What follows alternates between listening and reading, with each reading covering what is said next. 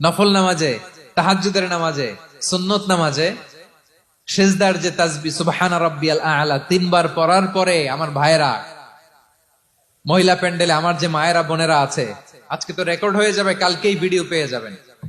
তিনবার সুবহানা রাব্বিয়াল আ'লা পড়ার পরে পড়বেন সুবহুন কুদ্দুসুন রাব্বুল মালাইকাতি ওয়ার রূহ। পড়বেন তো ইনশাআল্লাহ।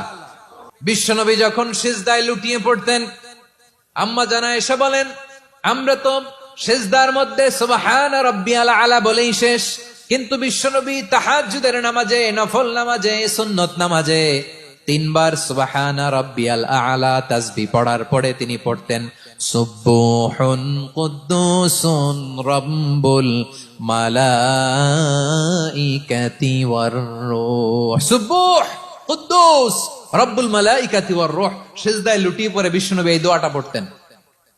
নফল নামাজে, সুন্নাত নামাজে কিংবা তাহাজ্জুদের নামাজে সুবহান রাব্বিয়াল আ'লার পরে কি পড়তেন? সুবহুন। আওয়াজ করে বলেন সুবহুন কুদ্দুসুন রব্বুল মালাইকাতি ওয়ার রূহ।